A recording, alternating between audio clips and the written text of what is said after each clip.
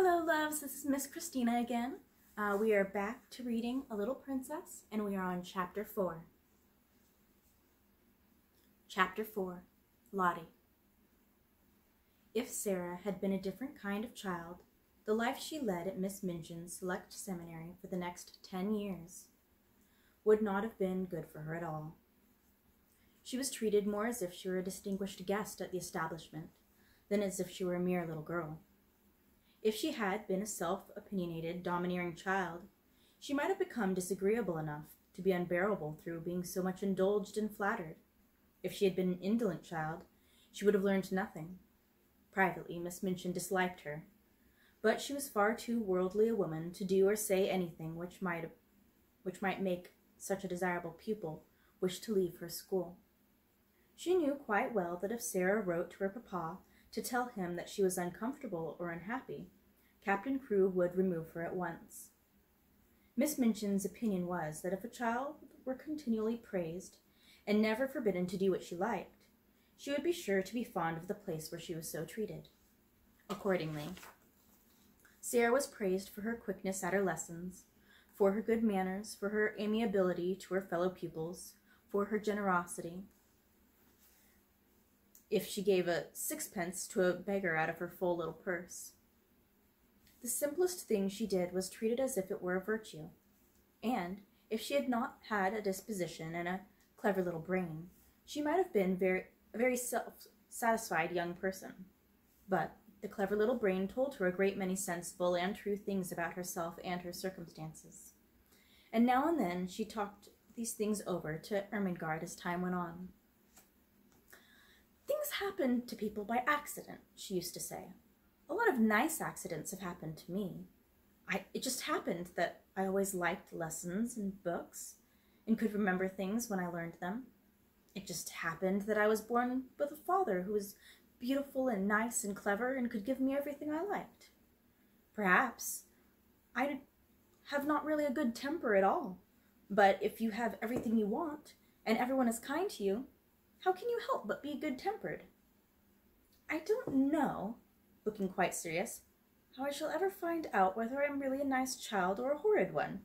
Perhaps I'm a hideous child, and no one would ever know, just because I never have any trials. Lavinia has no trials, said Ermengarde stolidly, and she's horrible enough. Sarah rubbed on the end of her nose reflectively as she thought the matter over. Well, she said at last, perhaps that is because Lavinia is growing. This was the result of a charitable recollection, having heard Miss Amelia say that Lavinia was growing so fast that she believed it affected her health and temper. Lavinia was, in fact, spiteful. She was inordinately jealous of Sarah. Until the new pupil's arrival, she had felt herself the leader of the school. She had led because she was capable of making herself extremely disagreeable if the others did not follow her. She domineered over the little children, and assumed grand airs with those big enough to be her companions. She was rather pretty, and had been the best-dressed pupil in the procession when the Select Seminary walked out 2 by 2, until Sarah's velvet coats and sable muffs appeared, combined with drooping ostrich feathers, and were led by Miss Minchin at the head of the line. This, at the beginning, had been bitter enough, but as time went on, it became apparent that Sarah was a leader too, and not because she could make herself disagreeable, but because she never did. There's one thing about Sarah Crewe, Jessie had enraged her best friend by saying honestly. She's never grand about herself in the least, and you know she might be, Lavinia. I believe I couldn't help being, just a little, if I had so many fine things and was made such a fuss over.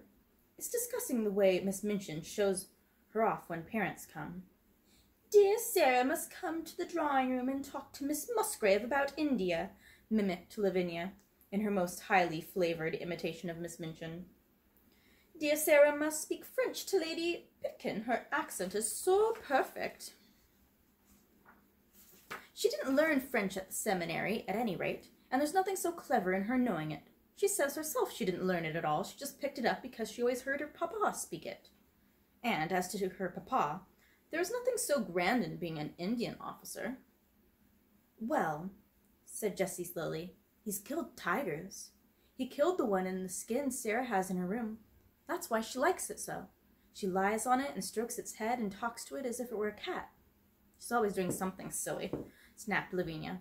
My mamma says that way of hers of pretending things is silly. She says she'll grow up to be eccentric. It was quite true that Sarah was never grand. She was a friendly little soul and shared her privileges and belongings with a free hand. The little ones, who were accustomed to being disdained and ordered about by the way of more mature ladies of 10 and 12, were never made to cry by this most envied of them all. She was a motherly little young person, and when people fell down and scraped their knees, she ran and helped them up and patted them, or found in her pocket a bonbon or some other article of soothing nature. She never pushed them out of the way or alluded to their years as a humiliation and a blot upon their small characters. "If you are 4, you are 4, she said severely to Lavinia on an occasion of her having, it must be confessed, slapped Lottie and called her a brat. "But you will be 5 the next year, and 6 the year after that. And," opening large, convincing eyes, "it only takes 16 years to make you 20. "Dear me," said Lavinia, "how we can calculate." In fact, it was not to be denied that 16 and 4 made 20, and 20 was the age most daring were scarcely bold enough to dream of. So the young children adored Sarah. More than once she had been known to have a tea party, made up of these despised ones, in her own room, and Emily had been played with and Emily's own tea service used, the one with cups which held quite a lot of much-sweetened weak tea and had blue flowers on them. No one had seen such a very real doll's tea set before. From that afternoon, Sarah was regarded as a goddess and queen by the entire alphabet class. Lottie Lay worshipped her to such an extent that if Sarah had not been a motherly person, she would have found her rather tiresome. Lottie had been sent to school by a rather flighty young papa, who could not imagine what else to do with her. Her young mother had died, and the child had been treated like a favorite doll or a very spoiled pet monkey or lapdog ever since the first hour of her life, and she was a very appalling little creature. When she wanted anything or did not want anything, she wept and howled. And as she always wanted the things she could not have and did not want the things that were best for her, her shrill little voice was usually to be heard uplifted in wails in one part of the house or the other. Her strongest weapon was that in some mysterious way she had found out that a very small girl who has lost her mother was a person who ought to be pitied and made much of. She had probably heard some grown-up people talking her over in the early days after her mother's death, so it became her habit to make great use of this knowledge. The first time Sarah took her in charge was one morning when, on passing a sitting room, she heard both Miss Minchin and Miss Amelia trying to suppress the angry wails of some child who evidently refused to be silenced. She refused so strenuously, indeed, that Miss Minchin was obliged to almost shout, in a stately and severe manner, to make herself heard. "What is she crying for?" she almost yelled. Oh, Sarah heard. "I haven't got any ma. "Oh, Lottie," screamed Miss Amelia, "do stop, darling. Don't cry. Please don't." Oh, Lottie howled tempestuously. "Haven't got any ma. "She ought to be whipped," Miss Minchin proclaimed. "You shall be whipped, you naughty child." Lottie wailed even more loudly than ever. Miss Amelia began to cry. Miss Minchin's voice rose until it almost thundered.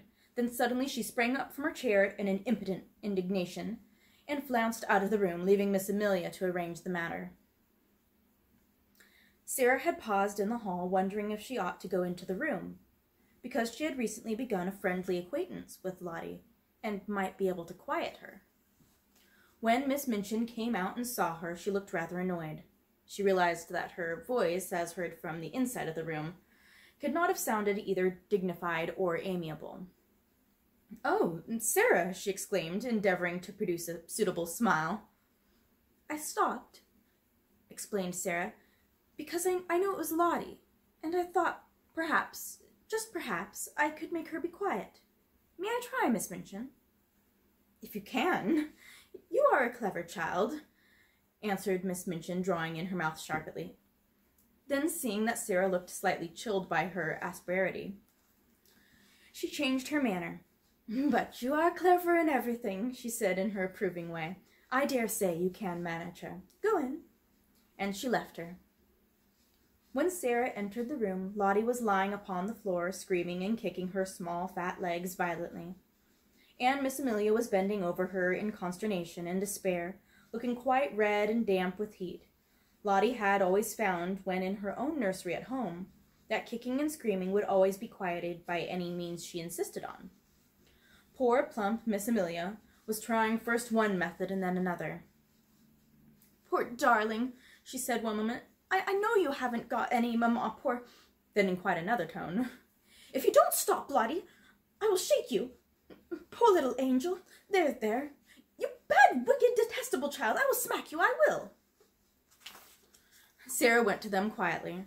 She did not know at all what she was going to do, but she had a vague inward conviction that it would be better to not say such different kinds of things quite so helplessly and excitedly. "Miss Amelia," she said in a low voice, "Miss Minchin says I may try to make her stop. May I?" Miss Amelia turned and looked at her hopelessly. "Oh, do you think you can?" she gasped. "I don't know whether I can," answered Sarah, still in her half-whisper, "but I will try." Miss Amelia stumbled up from her knees with a heavy sigh, and Lottie's fat little legs kicked as hard as ever. "If you will steal out of the room," said Sarah, "I will stay with her." "Oh, Sarah," almost whimpered Miss Amelia, "we never had such a dreadful child before. I don't believe we can keep her." But she crept out of the room and was very much relieved to find an excuse to do so. Sarah stood by the howling, furious child for a few moments, and looking down at her without saying anything. Then she sat down flat on the floor beside her and waited. Except for Lottie's angry screams, the room was quite quiet.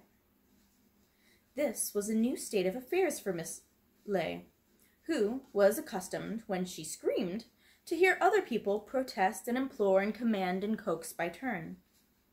To lie and kick and shriek and find that the only person near you seemed not to mind in the least attracted her attention.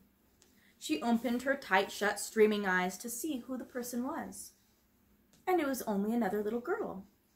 But it was the one who owned Emily and all the nice things, and she was looking at her steadily as if she were merely thinking. Having paused for a few seconds to find this out, Lottie thought she must begin again. But the quiet of the room and of Sarah's odd, interested face made her first howl a rather half-hearted one. "I haven't got any ma, she announced, but her voice was not so strong. Sarah looked at her still more steadily, but with the sort of understanding in her eyes.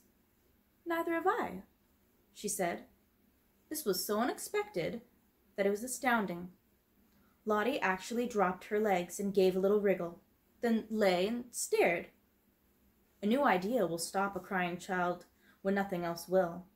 Also, it was true that while Lottie disliked Miss Minchin, who was cross, and Miss Amelia, who was foolishly indulgent, she rather liked Sarah, little as she knew of her. She did not want to give up her grievance, but her thoughts were distracted from it, so she wriggled again and after a sulky sob said, "Where is she?" Sarah paused a moment, because she had been told that her mamma was in heaven, but she had thought a great deal about the matter, and her thoughts had not been quite like those of other people. "She went to heaven," she said, "but I'm sure she comes out sometimes to see me, though I don't see her. So does yours. Perhaps they can both see us now. Perhaps they're both in this room." Lottie sat bolt upright and looked about her. She was a pretty little curly-headed creature, and her round eyes were like wet forget-me-nots. If her mamma had seen her during the last half hour, she might not have thought her the kind of child who ought to be related to an angel. Sarah went on talking. Perhaps some people might think that what she said was rather like a fairy story, but it was all so real to her own imagination that Lottie began to listen in spite of herself.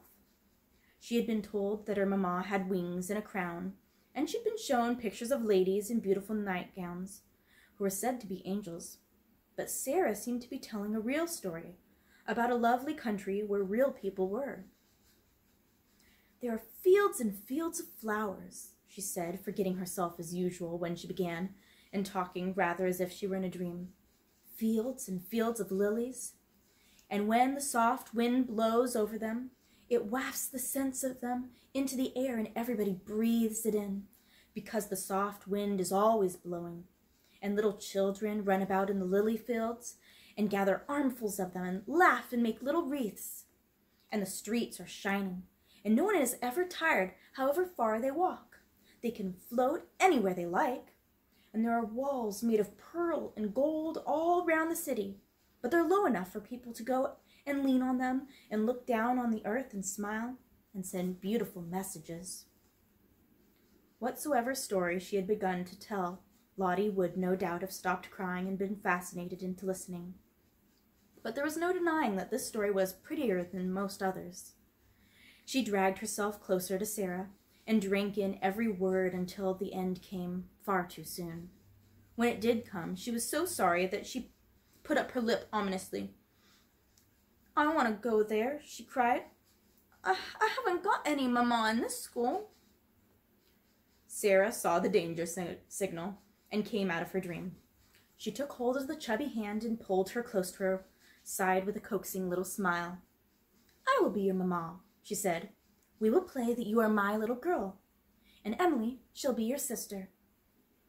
Lottie's dimples all began to show themselves. "Shall we?" she said. "Yes," answered Sarah, jumping to her feet. Let us go and tell her, and then I will wash your face and brush your hair." To which Lottie agreed quite cheerfully, and trotted out of the room and upstairs with her, without seeming even to remember that the whole of the last hour's tragedy had been caused by the fact that she had refused to be washed and brushed for lunch, and Miss Minchin had been called in to use her majestic authority. And from that time, Sarah was an adopted mother. That is the end of chapter 4. I will see you all again for the next video.